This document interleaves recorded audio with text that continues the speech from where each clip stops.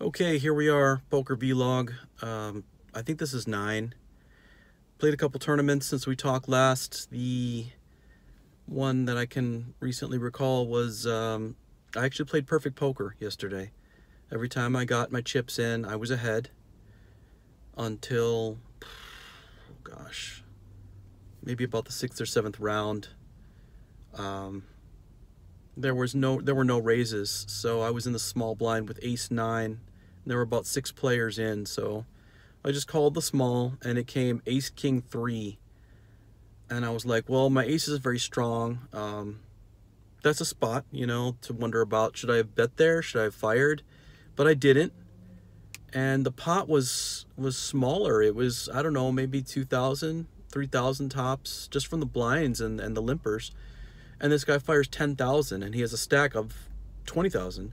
So it folds around to me, and then I'm like, why is he betting so much on an ace-king-3 when he limped? Like, could he have limped ace-jack, and now he's just overplaying it? And I decided that no, he would have went for more reasonable value with ace-jack. So I then concluded, I'm like, well, if I'm not just going to flat him for 10, I'm going to play for his whole stack here. So I just raised him all in, and he called, and he had ace-6, so my move was correct, and the turn was a 6. So it cost me half my stack, and after that, I couldn't make anything happen. The blinds went up, I bled down, I ended up having to shove first position with ace-2 of spades, and I had like 7 big blinds. And I got called by 10s on the button, and it was over. I don't suck out. I know a lot of players say that, but for me, it's really weird that I'll get it in good and still lose, but then I'll get it in bad and still lose. So I'm one of those players that shouldn't be playing because the luck doesn't happen for me. At any rate, just now, I played the little deep stack at South Point. It was like 150, and just getting my ass handed to me all night. First I had second flush with 6-9 of clubs. I was in the small, calling when I shouldn't have been. I knew I shouldn't have been, but I backed myself into it against 2 other players. I hit the clubs on the turn, and was it the turn of the river? It doesn't really matter. The fact is the guy behind me fired on the river. This guy flatted, and I'm like, is my 9 high club flush really good here? And I told him, I was like, I backed myself into this, guys, and I just threw the 3,000 chips out, and he had the ace on my left, so I lost some there. Then I was late position with king-5 of diamonds. I just limped it, and then, of course, an ace something or other of diamonds limped behind. Same guy, really. He's a flush master. And it came ace rag with 2 diamonds. So I fired, and then he raised me. I think I fired like 400, and he raised me to 12, and I was like, oh, what a bully. And then, of course, I turn the flush. So then I forgot what the action was, if I fired, he flatted, or if I check called. But the part that pissed me off was the river was a paired board.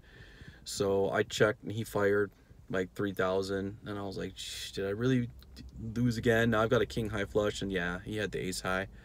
So I lost more there. That put me down to like 6,000, and we're only in like the 3rd round, and I'm just getting beat. Then there was a raise and a call, and I'm in the small with ace queen, so I just shoved the 6. And then there was a call and a fold, and I show ace queen, he shows queen jack, so I doubled there to like 13-ish. Didn't play anything else. Just round and around. About 2 rounds I waited. The blinds were then 2-4-4, and I'm like 2nd or 3rd position with king queen off, like the king of clubs, queen of spades. So I make it 1,200, and queen jack calls me behind, and nobody else, and it's king jack jack.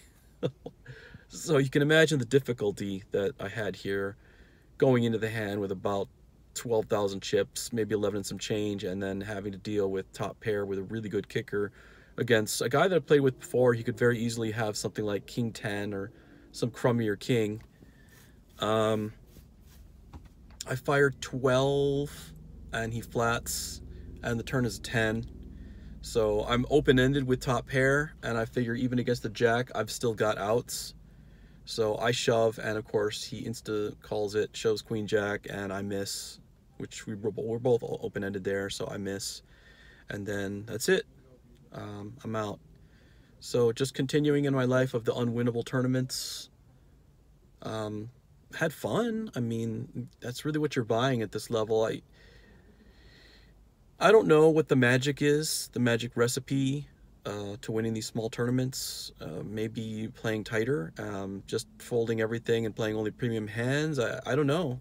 So if anybody's got a better idea, let me know. You know, I'll set the table up at my house and we'll talk about it, because this is not working. This doesn't work. This is a sure way to just lose, just blow money. I don't think that small stakes tournaments are winnable. I don't think there is any formula that is going to succeed. Prove me wrong. Honestly, I mean, I'm not saying that in a mean way. I honestly would like to hear some advice or some ideas about a better way to go at it. I don't think that 95% of the poker players out there have the bankrolls necessary to play at levels where people take the game seriously.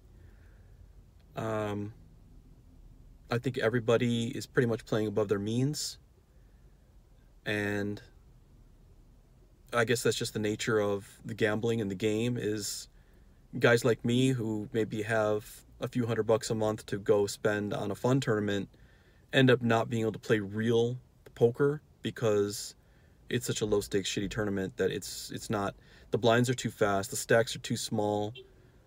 There's no way to really play back and forth or evaluate ranges, because you end up having to ultimately get the money in too early.